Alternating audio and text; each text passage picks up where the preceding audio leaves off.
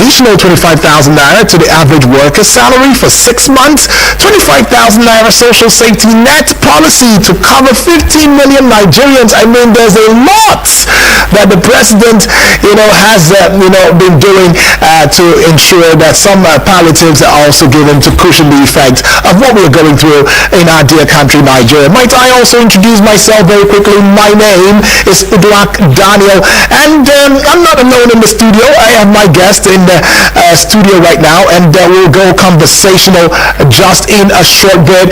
Now, he's in the person of Mr. Yasho, right? Aliyu. I'm always having a mistake. I'm always not. There's no mistake. Yasho. You show Aliyu. You show. Okay, you. I've not seen that place. I used to Joshua. Joshua, yeah. Mr. Joshua. This one is Hebrew. This one is Arabic. Awesome. You show. Aliyu. Right. Welcome aboard. You are an economic analyst, yes? That feels so good to know. I mean, with all that is going on in our dear country, by the way, we should also give it to our security personnel. They're doing their job. They're doing their best. We've seen some arrest, some foiling of attack here and there.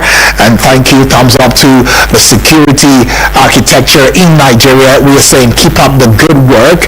But then we should also look at some, as a preamble to what we're going to be talking today, which is Nigeria's economic growth, budget extension, and export agreement. I remember that yesterday we had Mr. Yusho right here in the studio, and we were talking about something that had to do with looking into the economy, the economy itself, the Nigerian economy. Why are we here? And we said we're going to put just a little bit of a cap into it because we didn't quite have all of the time as at yesterday right into it. Now, there are three angles from yesterday because it is related into today. So let's just very quickly look into these three angles, of reasoning for us to look at this morning. Right. Yesterday we mentioned something about the CBN policies, whether or not the CBN policies are helping or destroying Nigeria's economy, and if so, what policies or initiatives can be explored to bring a balance to the economy. Another would be, of course, the place of in what ways can the inflation, which is already 33.95% in Nigeria, be drastically reduced. You made mention of something that you said it's a peculiar thing to Nigeria, so Nigerians should handle it in the way that we know how to, and not try to play by the book or by some orthodox method of doing this. Very quickly, just before we jump into the main issue for today. Good morning, Nigeria. Monetary Policy Committee has been hacking. Monetary Policy Committee of the Central Bank has been doing a good job, and we are expecting them to do better. Right. But we are emphasizing a simple fact that adding to monetary policy rate on monthly basis is adding inflation because it is adding cost of borrowing. And no matter how the central bank see it working, it is just working in figures. It's like when you are translating growth but without prosperity. Right. If Nigerian growth rate increases but a lot of people plunge into poverty, then there is need for structural balancing. Right. So that is what we are just saying. Okay. And I will have said that time without number that this measure is not bringing inflation down because the attempt is to reduce money supply so that inflation can be tamed. But unfortunately, for the first 36 months, inflation has been growing. And anytime MPR is adjusted, we now say it is not going to control inflation. But we are saying, Central Bank, please come back to your sense. Your job is to stabilize the economy. But if persistently prices are changing, your stabilization measures under monetary policy is not working. How you just do it, remove the conventional tools, go to unconventional manners. Unconventional manners, we agree that there are supply bottlenecks, importation. The central bank under could also agree that they have lifted embargo for the importation. Now it is left for the individual people who wants to import, because you cannot shy away from making demand and then adjusting supplies. Right. These are things that stabilizes prices. That is why the demand curve negatively sloped, because it's showing that any increase in A will result in increase in B.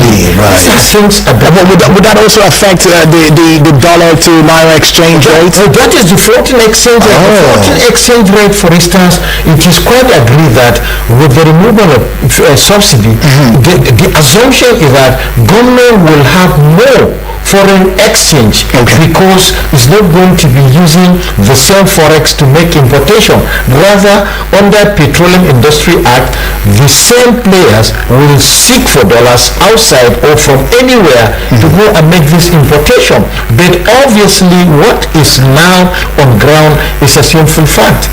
The floating of the exchange, and then we are importing much of our PMS, motor spirit, and if the figures continue to go high, then definitely prices will continue to go high, and we are importing. And the dual, it's a dual-edged sword. Okay. Double-edged. Yes. Nigeria, we want to have more exchange rate through the sales of our own production, that is crude oil. We are expecting the price to be high.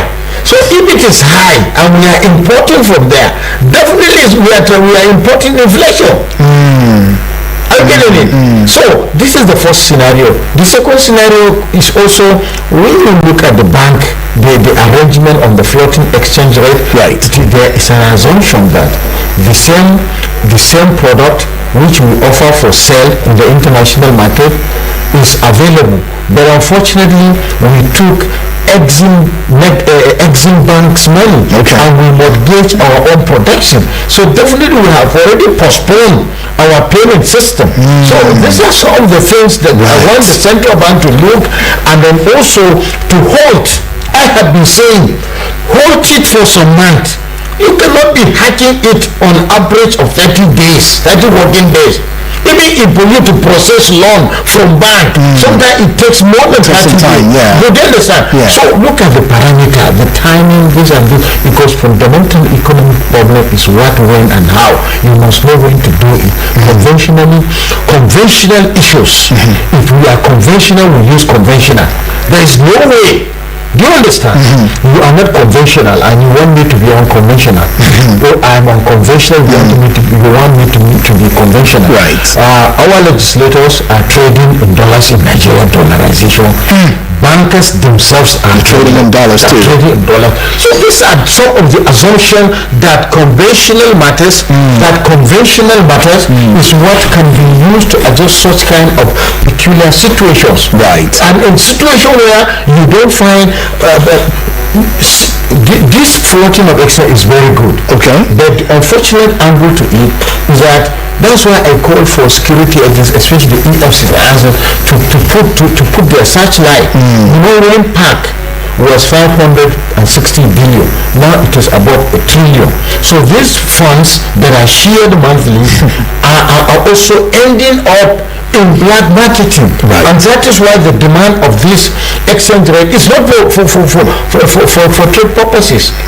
Dominance on this. But just very quickly, maybe one line or two, as we also face the camera in having that conversation. What do you think about the palliatives that the president is rolling out already? Some are saying that these monies would have just been best to be put into putting our refineries back and on track. Rather than giving handouts to Nigerians right there. What would be just one line or two? Before you pay school fees of your child, you have to feed him first from home. Right. Because if you pay school fees and he's not well fed, the attention will not be there. We propose, we advise, and I'm happy Mr. President is a listening president. This palliatives, if it is not important to you, it's important to several individuals, so that they can even begin to think as Nigerians. Monies for capital project or invasion. Remember, we are operating a system where you can access financial market and get the resources for infrastructure. Right. But the people themselves need to have what is called stomach infrastructure by wiki administration. Right. Understood. But then about the channeling of monies to get to put the refineries getting back to work, or sending monies to palliatives. What do you think? Under Petroleum Industry Act, government can go and push in money to put into refineries. We are expecting investors like Dangote. Nobody advises. No, NNPC, new NNPCL is just having a percentage in the company, and about 20%. So the situation under Petroleum Industry Act is a situation where investors will become, there is market, and they are happy that the market is growing. We have large population, we have large commitment. Energy sector, petroleum sector, manufacturing sectors are all guided, monitored for efficiency under private operations, and that is why I don't like to hear that government has the responsibility of providing a lot of basic human capital development index. The first thing is how your people are feeding. Then we must come with a policy that will put security into what is called consumption. Just so that I don't cut you in, but the president recently gave the 36 state governors an assignment, said in 7 days I want you to come back with a report card and let me into some of the initiatives that you are putting on ground to ensuring that you grow food infrastructure for the stomach infrastructure of the people in your states. You had already given that order, but we are waiting to see how that is going to pan out. Well, jumping into the topic of today, Nigeria's economic growth, budget extension and export agreements, Nigeria has taken significant steps to boost its economy, including the extension of the capital components of the 2023 Appropriation Act and the 2023 Supplementary Appropriation Act, as well as export agreements with Saudi Arabia. Now this we are also hoping to explore into the implications of these decisions in Nigeria's economic growth and development. On the other hand, as at June 27 of 2024, talking about yesterday, the National Assembly of Nigeria approved the extension of the capital component of the 2023 Appropriation Act and the 2023 Supplementary Appropriation Act till December 31 of 2024.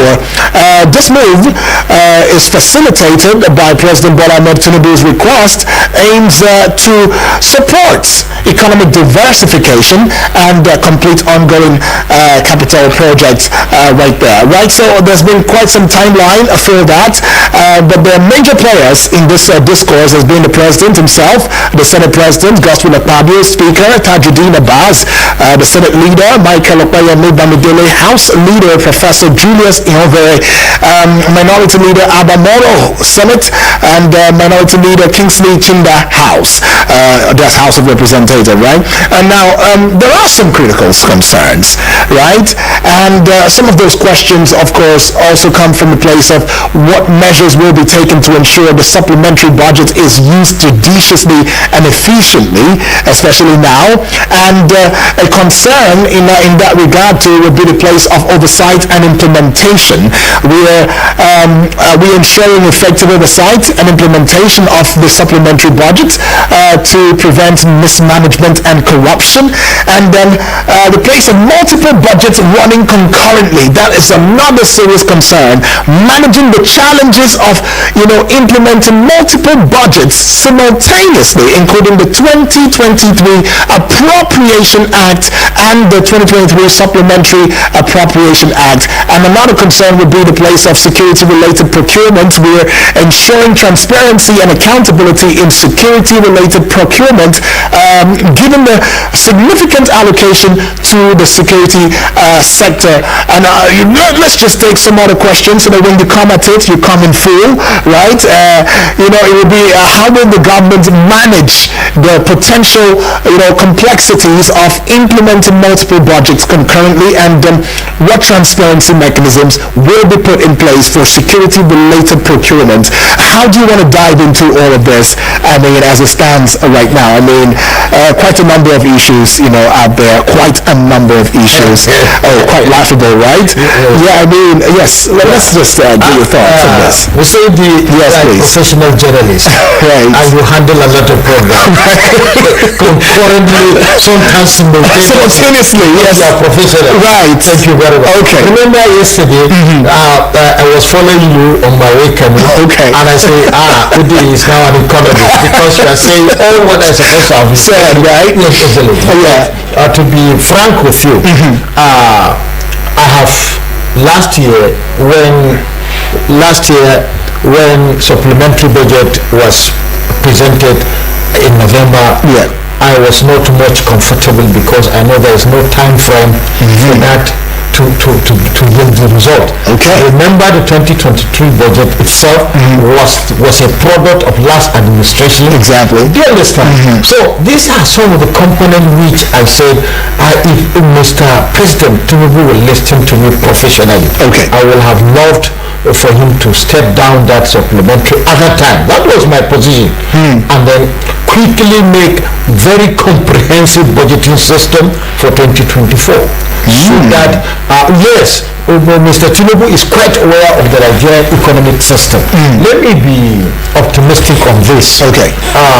He is a professional accountant, the president, because you mentioned major players. Exactly. President Tinubu is an accountant by profession. The vice president is a banker by profession. The Senate president himself is a legal luminary, while the Speaker Abbas Tajidi is also an accountant. So I'm expecting this kind of scenario because professional accountant can handle several books of accounts Right. simultaneously. The only thing is that what is the level of operations? What I am not comfortable for now is just a single situation, Mr. Wood. What is the percentage of performance of the budget? I will have loved the Minister of Finance, the government minister, to tell Nigerians the level of performance so that we will understand why the extension is excellent, because there is an average performance of 50%. There is below average performance of less than 40%. And there is an excellent performance of 70%. So this should have been explained to Nigerians for future references, because students of economics are there listening to us and also want to have a hypothesis developed, because it's a context of itself. But however, there is no cause for alarm. Yes, there's no cause for alarm. Even when we don't have a percentage performance index. Yes, it must exist. But we have not been told. Yeah, that is my concern. But for me to agree that there is no cause for alarm, all these appropriations are guided by law. And anybody who attempted to misuse any opportunity there, the Nigerian law will catch up with him. The Nigerian law will catch up with him. It seems like you have so much faith in the Nigerian law, especially at a time like this when quite a number of Nigerians... I was at the Federal High Court. Yes. I always observed, there is an officer that observed what is this man very calm here. There are things I'm observing. So I'm confident in law. Because without this law, that is strong authority. And you cannot be on air here. That is some strong authority, and I think I would want to align myself with that.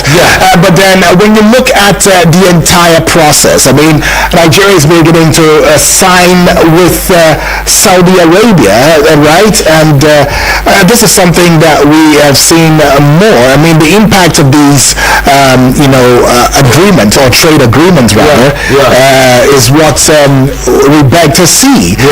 During the Abacha regime, if you recall too, at some point it seemingly closed or shut down to the Western world and said, you know what, the Arab countries is where I want to pitch my tent with. Do you think that we are making some good decisions, especially from the place of the president, with the trade with Saudi Arabia, which of course we know they are having some levels of stability in terms of the economy and all of that. What do you think are the prospects for Nigerians now? the entire globe is moving into strategic partnership. Right. Some are partnering under BRICS. Some are partnering under OPEC. Russia choose not to partner with OPEC, and that is why you have OPEC plus one. Saudi Arabia is a key player in OPEC, and therefore Russia cannot be playing with OPEC because America is having the first player, Saudi Arabia. So Nigeria as a nation, we have our own legal international laws that allow us to engage different nations for different strategic proposals. Nigeria has already signed an agreement with Saudi Arabia on foreign exchange. Right.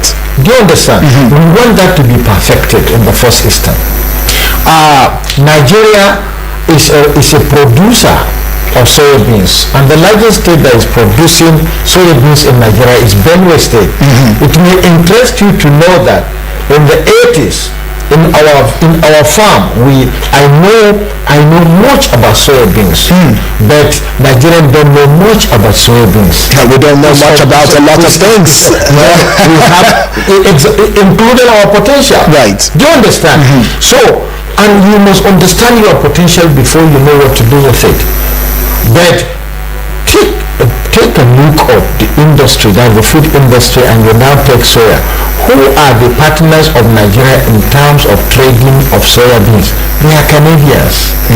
Yes, the Canadians, the Turkish. Do you understand?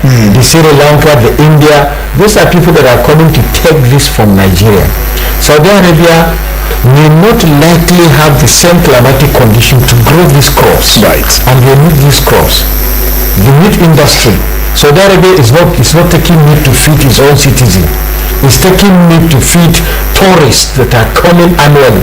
How do you cope with 4 million tourists that come to perform pilgrimage? How do you supply food for them? You don't have the climatic condition.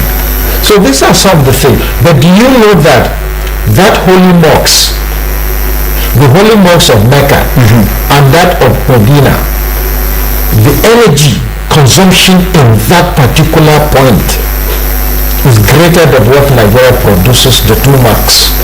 Yes. Saudi Arabia is producing above 30,000 megawatts of electricity with only 27 million citizens and 3 million visitors almost. So that what is more important as far as signing this agreement, Tinubu has done is being a smart president. He's a businessman, and he strikes deals that will benefit Nigerians. Nobody will tell you the price per ton that Saudi Arabia is ready to pay. Right. And they will pay it conveniently. Go back to the theory of international trade. Don't take the Ricardian theory. Take the Smithian theory. Absolute cost advantage. We have absolute. If you put Saudi Arabia and you put Nigeria on a scale and you say who is absolute in the production of soybean, Saudi Arabia is negative. We are positive. So we can transact, we can make more money, but even as it is today, like I said about demand, the entire world is demanding up to 1.5 million metric tons of soybeans in Nigeria. 1.5 million metric tons is the demand of soybeans in Nigeria. But Nigeria has the capacity of only producing 700,000. Wow.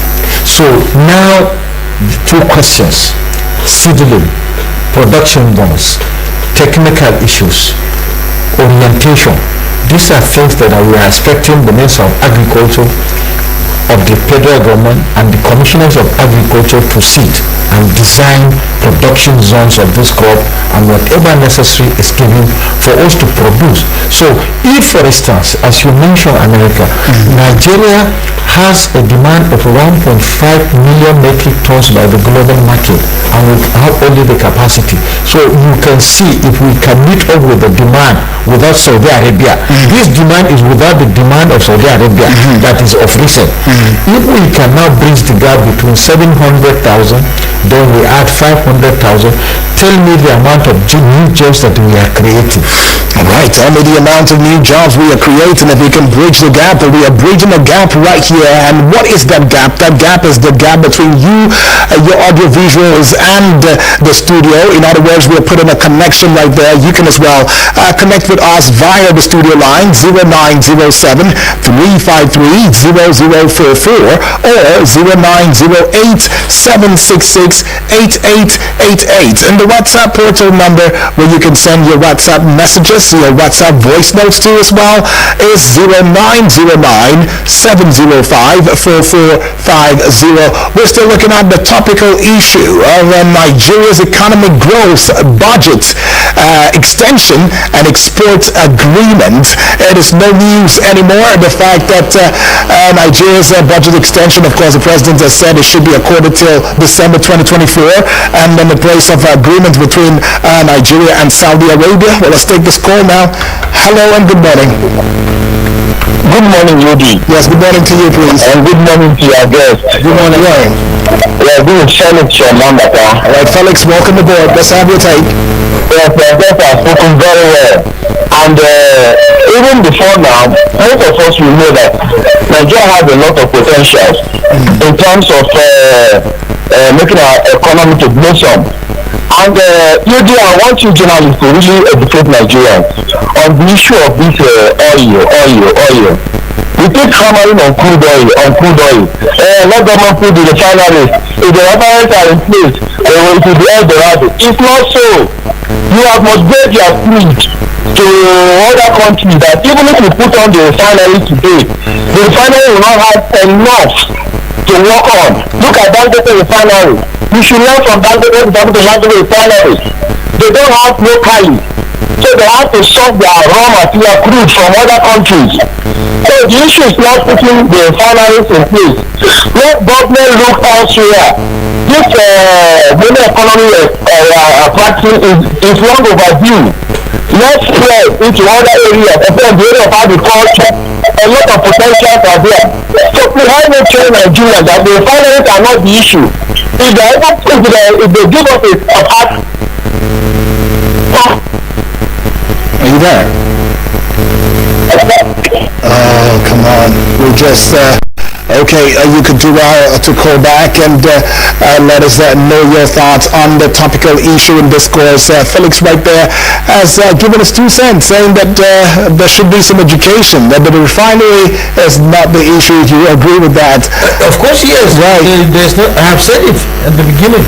We are mortgaged. We have collected advance payment for our production. Wow. And that is why no matter what refinery you have, we have to change arrangement. Okay. Either we have an option. We can choose to get out of OPEC.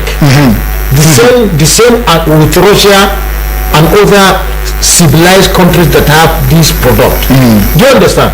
Or we suspend our membership until we put our structures on ground. Because what is giving us headache is because we have signed multiple agreements inside OPEC of production cartel to contain what nation A can produce, what nation B can produce, and whatever you produce, it is also under agreement with different economies, different stakeholders. Yeah, let's save your thoughts and take this call now. Hello and good morning. Good morning, Sabia. Yes, good morning to you, Honorable Edwards. Welcome aboard. Thank you so much. Yes. I extend my greeting to our guest. Okay. I'm honored, Mr. Honorable. Thank you, sir. Yeah. I want to ask you, we spoke very well, but I want to ask you a question. Thank you. You see, you said we should channel, the secretary should channel this money to refineries. So I want to repeat what I said that in the morning. I want to repeat what the last caller said. Is there a way that we have located all our recruits?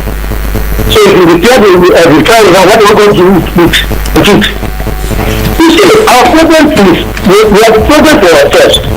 This money that the secretary is trying to subsidize,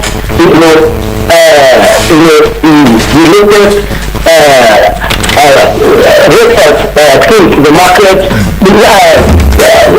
January, Do you know that the money will not get to the poor? The money will get to, it will not get there. These people will see payment. So that is our problem.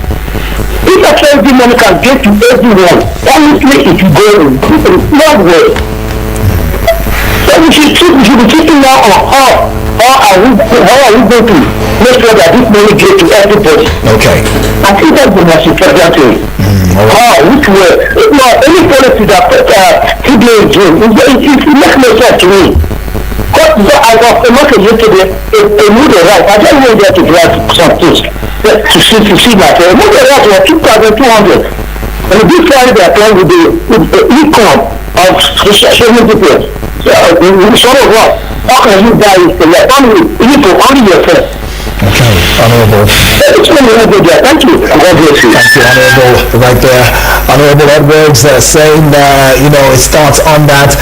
Well, let's just go pay some bills. We will be right back. This is Eagles 102.3 FM Abuja, where we give you an audiovisual radio experience that you can count on anytime, any day. My guest, or our guest, it will be after this time out, we'll get back and give his thoughts on some of the questions that's been raised. Don't go away. Eagles 102.3 Abuja.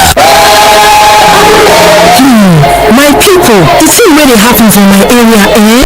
Do you think I will now find out that you have contact to bring fresh girls? I brought you from the gutters. Who gave you all the connects? MBG who?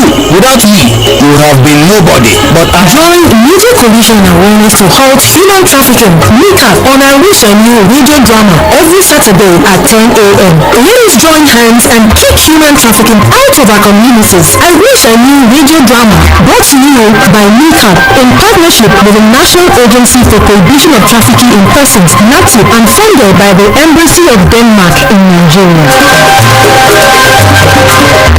Eagles 102.3 Abuja. From Milky Way to Earth, everywhere there's internet, you can connect with Eagles 102.3 FM Abuja. Log on to our website, www.eaglesfm.com. Follow and engage with us now on Facebook, Twitter, TikTok at Eagles FM Abuja, Instagram at Eagles FM 1023. Download our apps on your Android and iOS stores. Eagles 102.3 FM Abuja, the radio experience you can count on.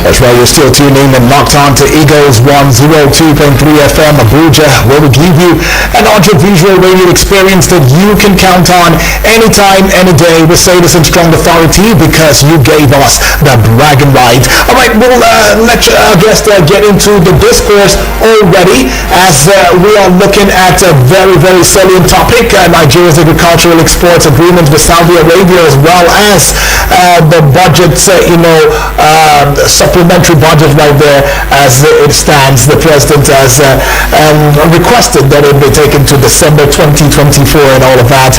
How do you respond to some of these questions? I mean, just before we break. Exactly. You see, the budget, like I told you, one thing that I'm comfortable with the Nigerian budget is an appropriation that is binded under law. Okay. And whoever misbehave, there is a law waiting for him. So contention number one, which I have also already expressed, is the situation where budget performance report of three budget. One, the budget 2023. Second, budget supplementary budget of 2.1 trillion Exactly.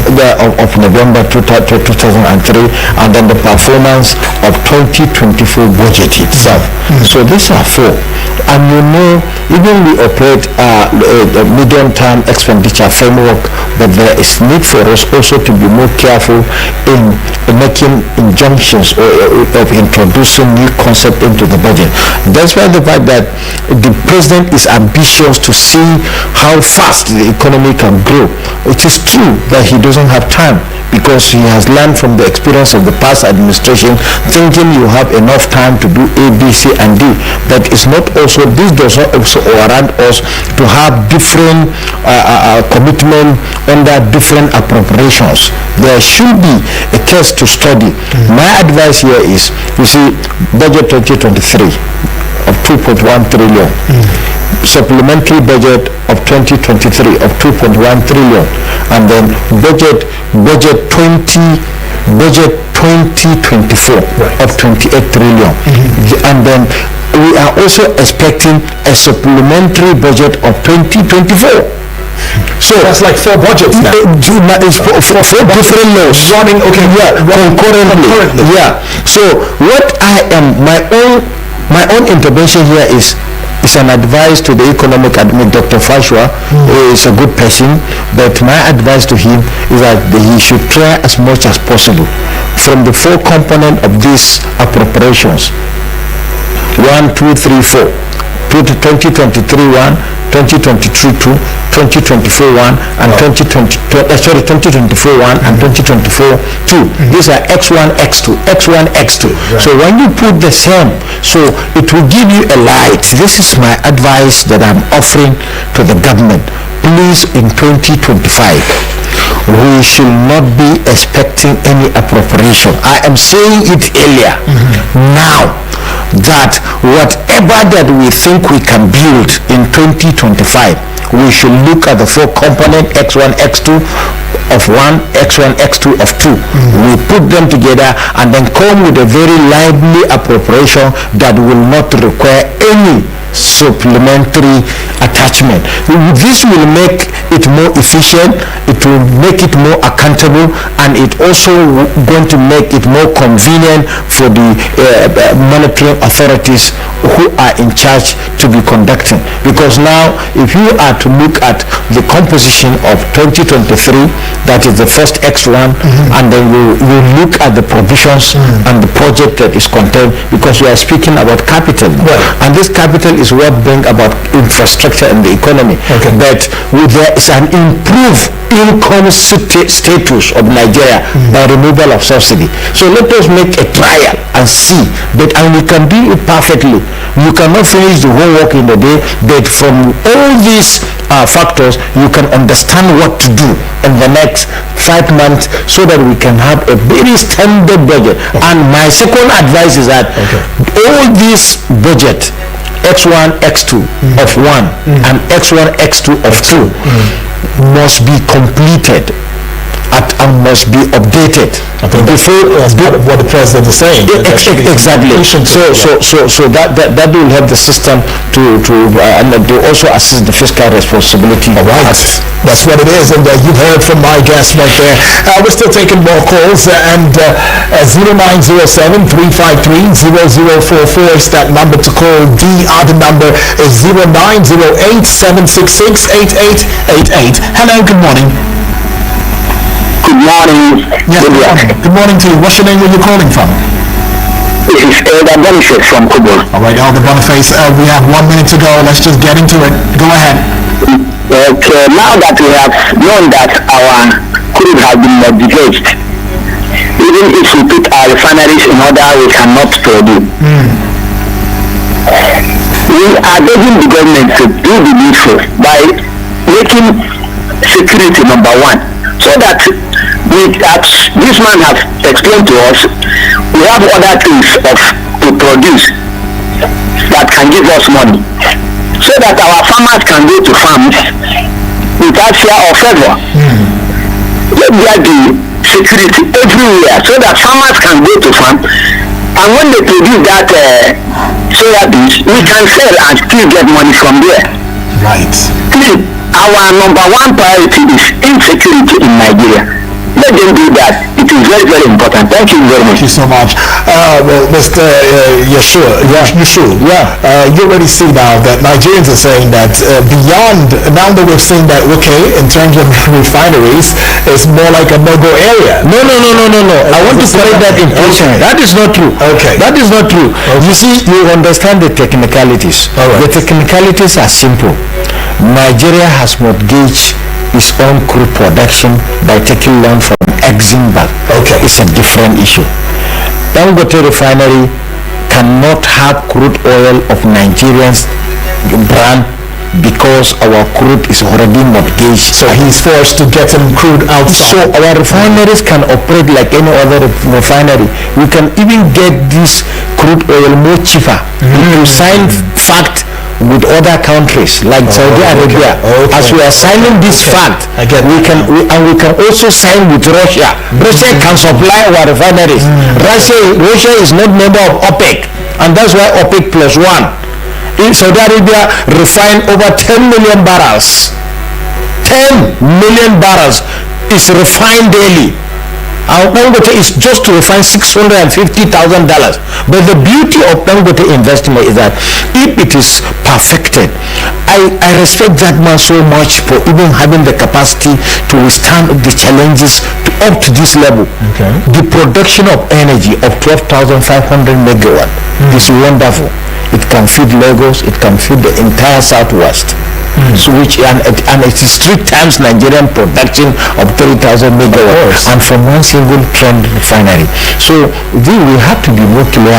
But Dangote has also come out to decry the fact that there are some bottlenecks in the process. There must be bottlenecks in every business. He had said that Edward, knew what he knew now, then he may not have even gone. Edward is an investor who has taken a lot of risk. Okay. Anywhere there is risk, there is high benefit. Right. Anywhere there is no risk, there is less benefit. Let me tell you under game theory, operation input-output analysis. If you are company A and company B, I will study you and try as much as under capitalist arrangement to destroy you, to take over the market. Right. And that is what we are facing. And that is the principle of competition. But there is liberal competition. Okay. And there is acidic competition. Okay. And that is why we said, I have said it in different fora, we must come out with laws to protect this company, and at how we can protect this company, like I told you, even if it means we suspend ourselves from OPEC for some time. Can we do that? No. The many nations, do you understand? Nations has done that. Russia has never been a member. Right. Of OPEC. And they're doing fine. And they're doing fine. They have their refineries, they have everything, and they're selling at any price. And we are now trying to be part of BRICS. Under BRICS, we can sell our product. Who is the largest consumer of soya beans in the world? Let me ask you. It's China. The Chinese, with their population, and if they want to have your own soya beans, you cannot feed them. They will exhaust your market. And this is one out of many. Wow. Okay, you know what? Let's just get into the messages already. Service one now says, good morning, Mr. Udrak and your guest. His name is Mr. Yesho. I hope I pronounced that one. Yesho, okay. And he says, federal government rolls out 1 trillion naira palliative and massive construction project. This is another step taken to reward cronies and friends of this government. The president did not break down what he meant by national construction project in his message. 1 year after coming into office, the governors are still being asked to consult with each other on how to make life better for the people. On the issue of sharing money, the government knows that sharing money is fraudulent judging from better educate. The government should not be making caricature of itself by believing that the led are not enlightened. To ease the hardship presently being experienced by Nigerians, the government should return fuel subsidy, improve the value of the naira, and cut their remuneration and ostentatious lifestyle. Yusuf is saying that from Abuja. Yusuf, please always let us know where in Abuja you are, especially knowing that you are in Abuja, okay? So that your message would not be hanging some of the time, okay? And thank you, by the way. And let's get on to this particular one now. It's coming from yet another family member. Let's go fish it out and bring it into your eardrums. Keep in mind that this is Eagles 102.3 FM Abuja, where we give you an audio-visual radio experience that you can count on anytime, any day, and you can still keep your calls coming through, and we will take it as we have the time. Good morning, Yudi. Good morning. Welcome for the well job done. Yeah. The guests in the studio, good morning, you are most welcome. Morning, sir. I am Yunus Anthony Ibrahim, speaking all the way from Abuja, the first voice caller. I just came to the station. I had a guest. He mentioned palliatives from the government and so on and so forth.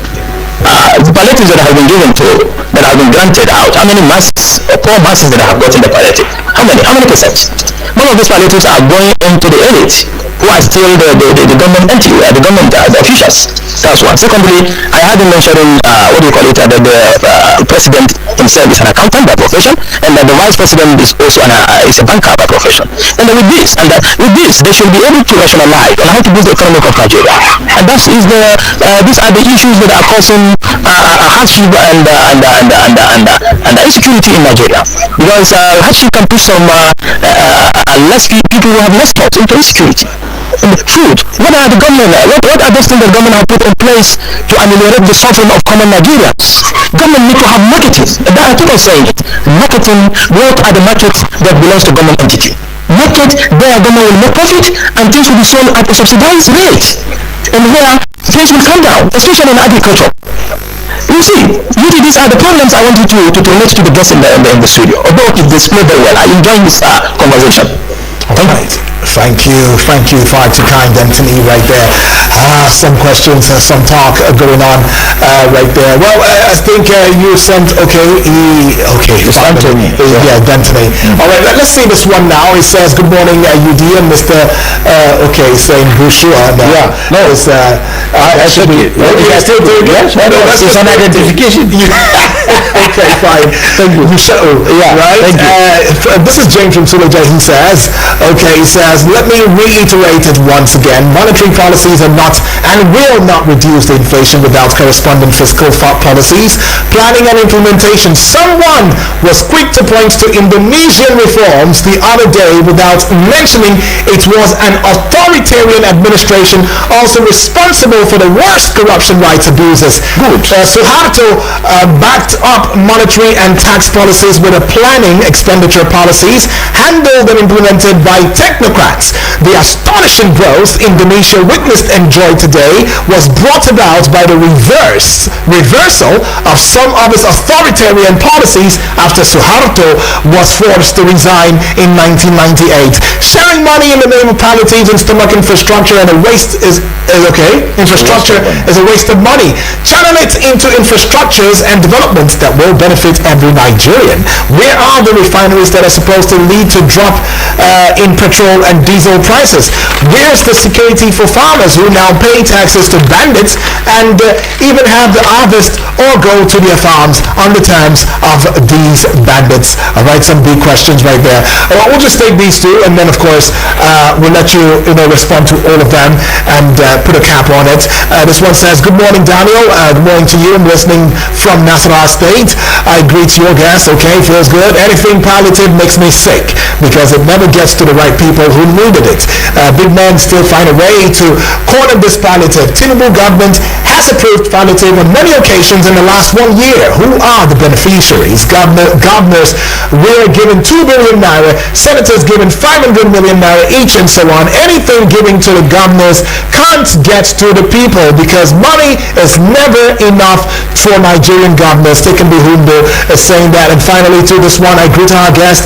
And on is questioned as regards knowing the budget performance of the government. I agree with him 100%. However, I want to inform our guests that the budget performance of the first quarter of 2024 is available on the official website of Budget Office and Accountant General for the Federation, and it is a public document. In that report, it was estimated that we fell short of a whopping 2.9 trillion naira in revenue, representing about 734% shortfall of our projection in the same period, and this surely and obviously impacted negatively on the budget's performance in that period. Racking into the paltry 345 billion in revenue out of the projected 3 trillion is extremely poor and gives insight on why the government had to rely on borrowing to fund critical infrastructures. Alamein right there from Central Area. Right, the discourse is already out now. They're on the part of taking the Hindu right there, saying that monies that ever goes to the governors, it never reaches to the grassroots.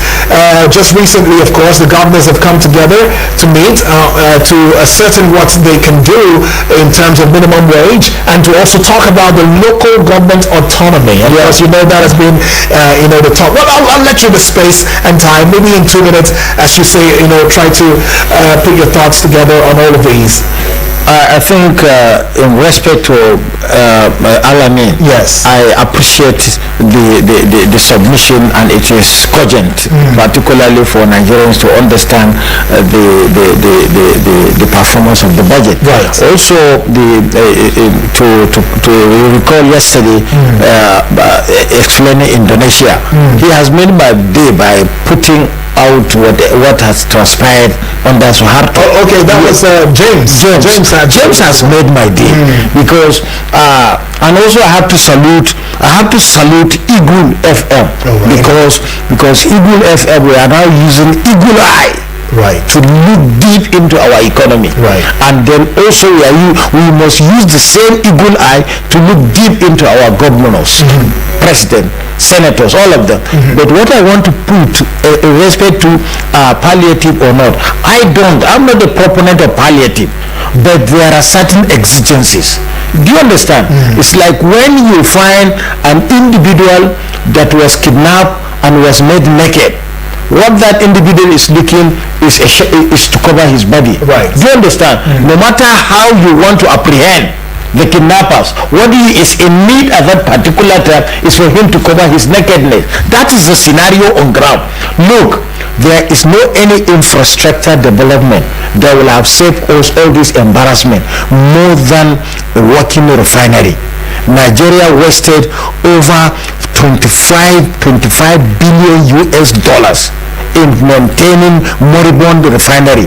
So if, for instance, you will be asked, should that money be used for moribund refinery that will not work, or should that money be used to give individuals? What we are looking is efficiency in the distribution mechanism, and that's why government also has to be more careful, because people have understood that all these palliatives are not reaching the target, and it is not good for fellow countrymen to begin to lose hope. It's a sign of losing hope.